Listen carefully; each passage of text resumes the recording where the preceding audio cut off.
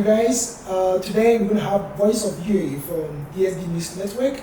We promise you guys that we're going to have a lot of people coming to speak to us, people who have actually climbed the pillars in life and who has been able to make a difference and outstanding in their businesses. Yeah, today we have a special guest in our midst, and he's going to introduce himself. Then we're going to have a short interview with him. We're going to talk about his life journey, how he was able to overcome all kinds of challenges that he faced even throughout his journey. So my name is Sumit Pathak. Been born and raised here in the UAE. Been about 39 years now, going to be 40 next year. So it's been a while. I am the CEO of Linus International, which is a group of companies that has operated in its entirety for over 30 years now.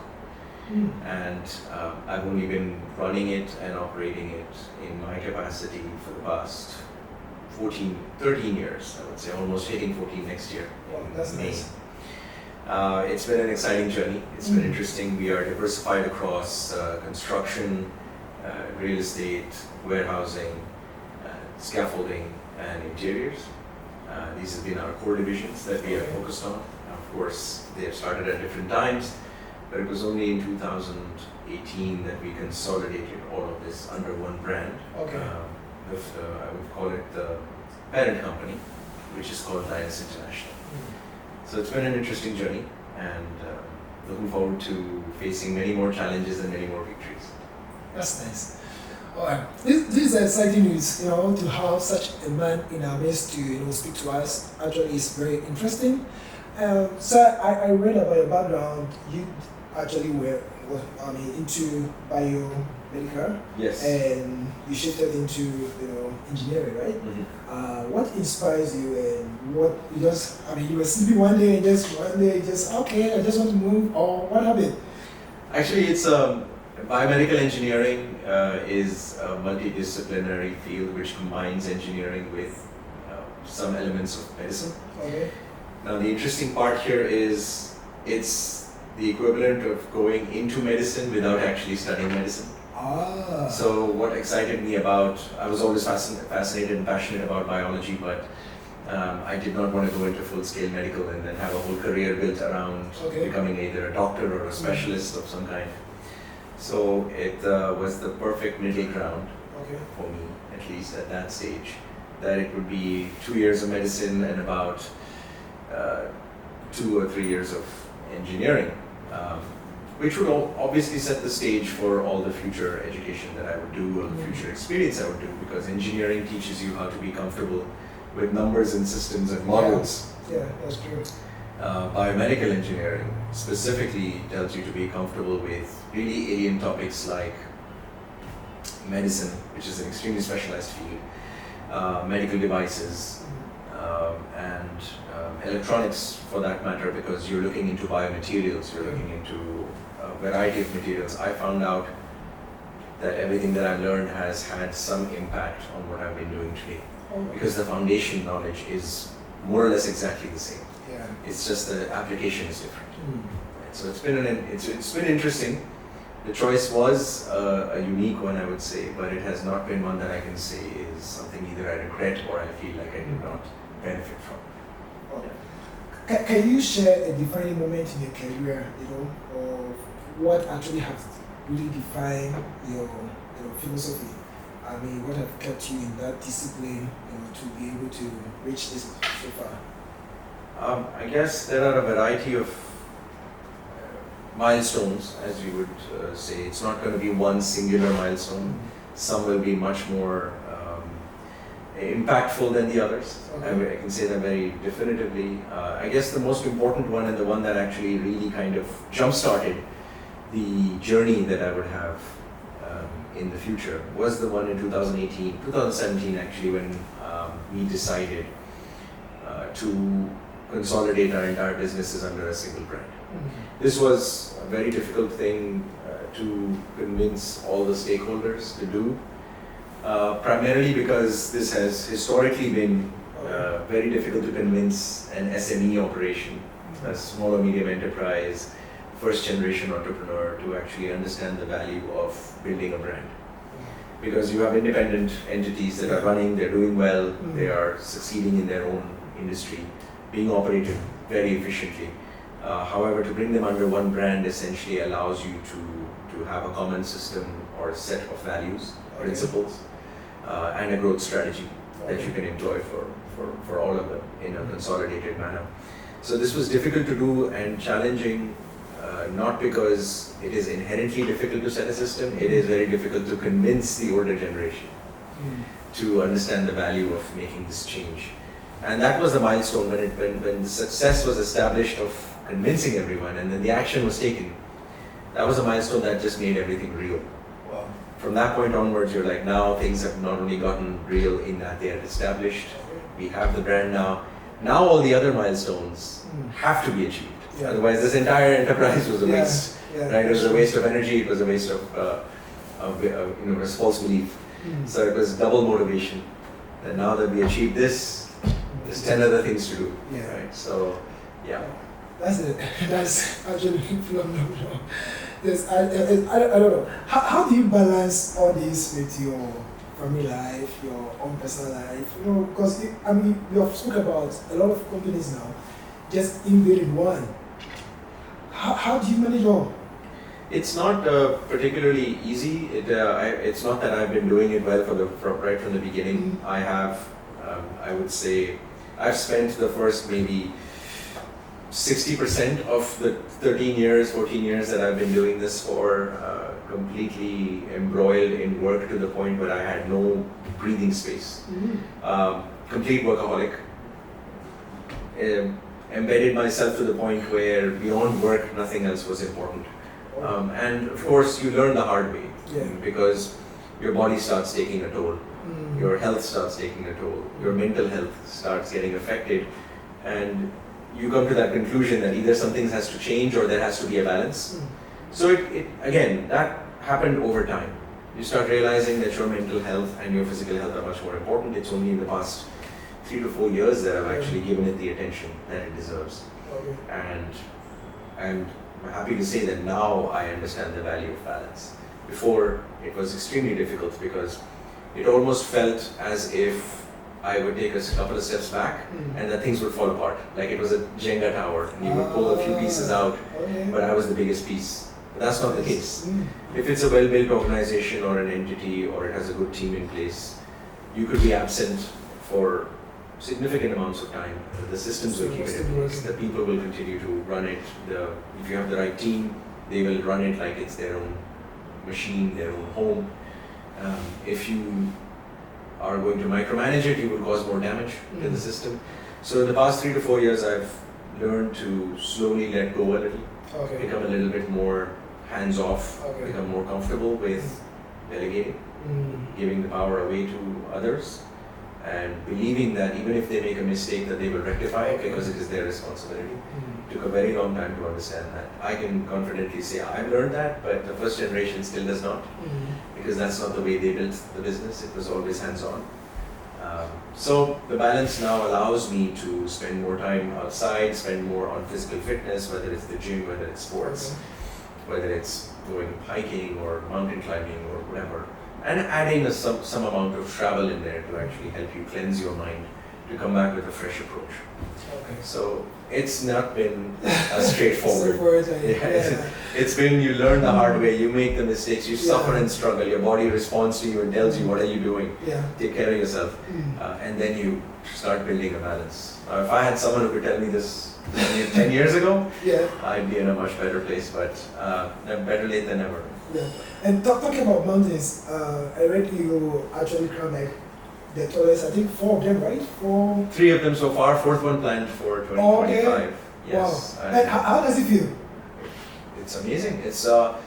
It's probably the greatest physical achievement that I can. When I went for the first one, it felt like it would be the greatest physical achievement, but it was much more mental than it was physical. And it is such a reset for the mind because you go climb a mountain thinking that you're going to find something at the top, but you find nothing. It's entirely the journey.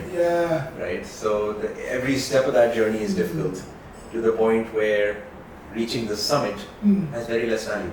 Oh, okay. Right? So it resets your mind to think that maybe the journey is what you were looking for and not the end.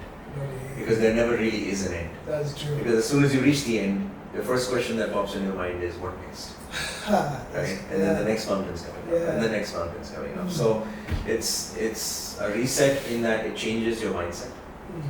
If it's a 10-day climb or a 12-day climb, besides the last day, which is the summit, or the day before the last, there'll be 8 days or 9 days of complete struggle. Staying in extremely low oxygen environments, climbing under extreme physical duress, realizing that this is probably the harshest conditions you can be under. And when you come back from all of this, and you see very basic things like, oh, this document didn't get submitted on time, or this letter didn't go out, it means nothing. Because you're like, I dealt with all of that, and it is insurmountable, the ultimate challenge. These are trivial. Everything is manageable when you realize that you're on the verge of, struggling and suffering to a point where you could technically die. So everything else, all other problems seem easy to manage. So it's a reset. Yeah. That's a secret, hiking. You want to go far, you have to start hiking, because it actually is a life lesson. So you'll be thinking that you're climbing a mountain, you're going to, at the top, going to find something very significant, you go there and there's nothing. I remember last time I went for hiking, went for climbing mountain, and they told us there's a helicopter at the top, so it will bring us down. Bring it up. Oh my God. Yeah. I went to the top of the mountain to realize that there's no helicopter. I have to come down again. Yes. And the descending part actually is very difficult than the climbing part. It's harder. Most people don't know this. Also, the descent is happening faster than the climb. Yeah. Because it's easier in that you're getting more and more oxygen as you're coming down. So it's in your mind, it's easier, but it's harder because your mind is already given up. Okay. You get to that point, you're like, I've already climbed the mountain. Why do I have to climb down? There has to be an easier way. Easier way. Right? But it's not. So that's another test. Yeah. To realize that oftentimes, when you sign the contract at work, you feel like that's done. No, it's not. The contract is the summit. Okay. After the summit of the mountain is all the tremendous amount of work, the boring work, all the painful stuff that has to come, which you don't want to do, but you have to do it to see to it that that summit, what your contract you've signed is valued. Wow. It gets executed well. So there's a perfect allegory and analogy between, I would say, mountain climbing and work that we face almost on a daily basis. This is a nice lesson. I'm actually learning a lot from this. Can you elaborate on how solar energy projects and green water recycling system have transformed your operation? Oh, I think it has been the greatest initiative that we could have invested in. Our flagship facility that when I mentioned Linus International as our parent organization was established when we built our first facility of our own. Before we used to rent them from others. We still do, but our parent organization is fully owned, operated by us. When we built that, we obviously wanted to make a statement. We wanted to try to build it with the latest technology, try to implement any and all green and sustainable initiatives to basically set the standard for whatever we're going to do in the future. So if you're going to do it, you do it well. Right? We came across several opportunities for implementing green and sustainable technologies like solar panels, which is not relatively new technology. It's been there for a while. But it's been a very interesting implementation because we find out that we oftentimes spend a ridiculous amount of energy analyzing the cost of setup, the capital that you will invest in trying to set something up, right? What you don't look at is the ongoing cost, the operational cost that you're going to be suffering for the next 30, 40, 50 years, whatever the life of the business is. And when we started paying a little bit of attention to that downstream cost that we're going to perpetually suffer, which is water, electricity, maintenance, ABC, we started realizing that these green tech initiatives are not just saving us operational expenses, but they're also reducing our maintenance cost. And overall, they're making our business much more viable. In time, if your business is built on a strong foundation, it will grow. It will make more money. However, your expenses also grow with time. You build a bigger factory, you're going to spend more on electricity, right? You're going to build a new office, you're going to spend more on AC costs, right? Now, if you have already made it part of your value system and your business's operational foundation to actually have solar energy and to have grey water systems installed to recycle water from both your landscaping as well as your toilets, you're seeing, doesn't matter how much you expand, you are still on a relatively smaller percentage of costs coming from the operational costs, right? You basically reduce it to a point where it doesn't hurt you anymore. Your business viability increases over time, and let's not even forget, I mean, we are living in the middle of the desert. As much energy as you can save, because it would be advisable. We are ultimately, on a per capita basis, consuming the highest amount of energy here in the UAE. That's right. Every room has to be air conditioned. Every drop of water comes from a desalination plant, right? I mean, so as an industry which actually has a higher amount of electricity consumption per capita, it's almost should be mandated for us, in my belief at least, that we should have solar technology, we should have grey water systems and water recycling systems. So of course the government's doing what they can. They've not mandated it yet, but they are implementing systems and incentives now to make it better. We were just a little bit ahead in that we wanted to kind of have that foundation built in. So when that comes in, we're already ready. You have to live ready, not live by getting ready. Correct. Absolutely right. That's very, very true. And Linus International has a strong presence in UK and the Europe. What is their strategy? So we're looking at now our strategy for expansion, at least primarily from our scaffolding division, which is our faster growing division. We are looking to expand by acquisition rather than by opening our own offices and then organically expanding.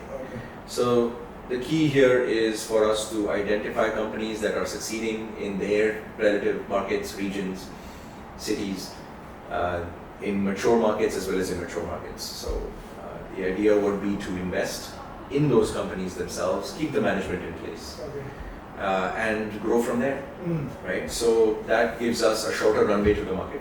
It gives us a nice historical perspective on that company that potentially has been running for over 10, 15 years. That's what we're looking for, and has shown a track record of succeeding. So all that remains is for them to get to join our group with the same value system that we're looking for, so that there's no growing pains. Then we basically implement our brand on top of it, and we continue. So the growth strategy in UK is one of acquisition, to also see that we can match our value systems between the organizations that we're bringing in, look at their history and see if it's working well, and it will continue to work well, and then give it the necessary energy and resources to grow further. So UK was the first mature market we're looking at. Europe is the next one we are analyzing, but we're still early in that. And the immature market we're looking for is Africa, which has a significant amount of countries that are going through a ridiculous amount of transition. It's ridiculous. It is ridiculous. We are waiting for you. Whether we look at the West African countries, Ghana, Ivory Coast, all the way to East Africa. Very good. Tremendous. He's going to Ghana. Oh, nice. Tremendous growth opportunities in both of those markets, plus also East African nations, of course, the bloc.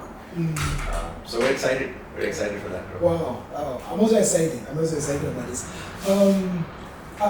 It seems you have been managing a lot of teams, in different aspects, different departments. Can you share some? How do you mentor them? How do you mentor this? I don't know if mentoring is the right word here for me, because I'm not old enough. That's a lot of the teams are. I have some experience. I don't have enough experience maybe to mentor people who are older than I am, because they've also seen their ways.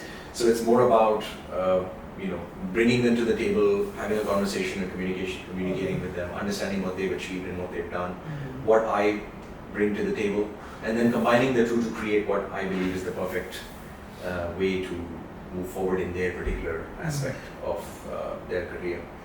So the idea is obviously to bring in fresh blood into every company so that it keeps staying fresh, but also to benefit from the older generation, the older teams that are legacy teams that have been there even before I was there, right? So it's not mentorship as much as it is just basically pure communication. It's like talk to every single one, understand what they bring to the table, what their strengths and their weaknesses are, and how we can actually balance it out. Because it's very easy to say that this person's strong in this and weak in that, and then just shun them for that. Or it's realizing that focus on the strength of one person and the strength of the other and the strength of the third, and balance out the weaknesses between them, right? So it's more a game of chess, less a game of trying to mentor someone and sitting on the top and making it look like I'm going to guide you in a path. Because there's a lot that I don't know, and there's a lot that I won't know for a while until I learn it. And I could actually end up learning from the people who are technically mentoring. That's true. So I believe the better word to say here is guide, communicate, and combine. Guide, communicate, and combine. Wow. If you really hear anything, you have to take these 3 words: guide, communicate, and combine. That is the strategy. Wow. Can you give us some advice? Millions of people are watching now. Can you give that advice? I know some of them are also thinking of taking a step to move into different field and also start something. Some of them also have already started, but maybe they're also facing some challenges. Yeah, maybe you can give us some advice, and how we can be able to manage a lot of teams at the same time, and how also to overcome some challenges in life. So maybe you can speak to us. Yeah, there's never going to be a shortage of challenges. Every single business is built on a foundation of challenges, right?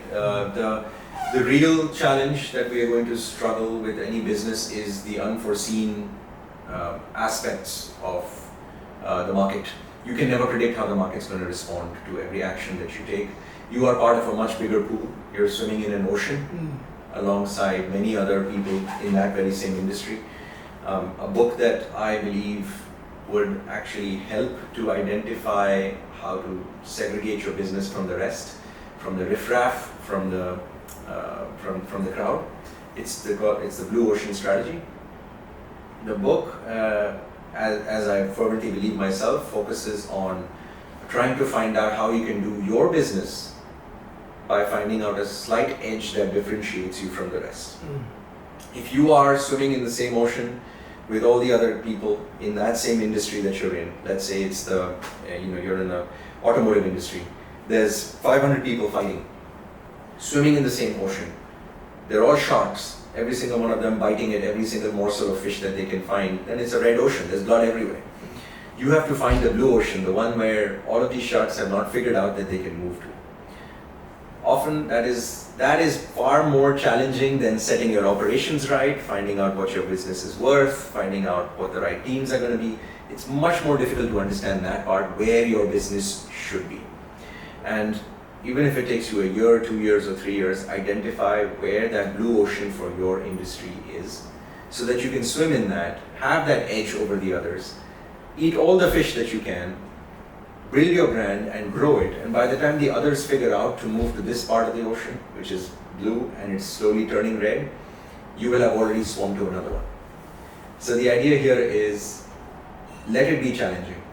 Understand how you're going to bring that edge into the business that's going to separate you from the rest. What identifies you to be different, the USP as they keep calling it. Decide then to build the right teams. Decide then to actually streamline your operations and structure it and organize it. Because if you do not have the right amount of sales, if you're stuck perpetually in price competition, if you're stuck in consistently competing with people who are playing dirty, you are focused more on a failed sales strategy than you are on your business.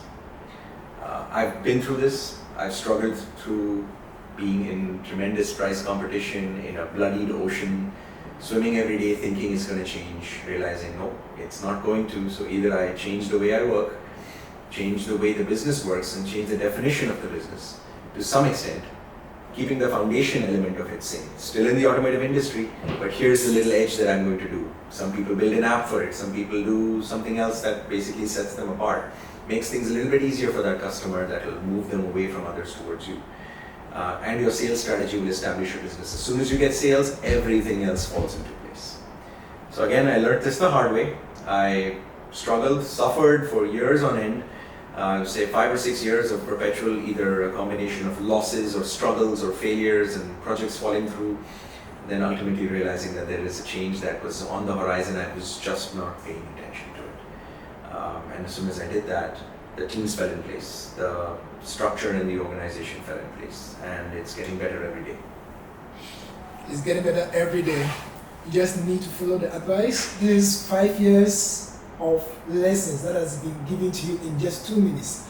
So you just have to rewatch the video again and learn from the mistakes. You know, people who avoid histories will continue to repeat histories. So if you want to make a difference, then be different. You have already heard what he has given, the advice he has given us. Want to start implementing them, don't just watch and just say like and just say some fire emojis and run away. No, you have to implement it, and that will make a difference in your life. Thank you, sir, for coming to Voice of UAE. We are so happy to have you.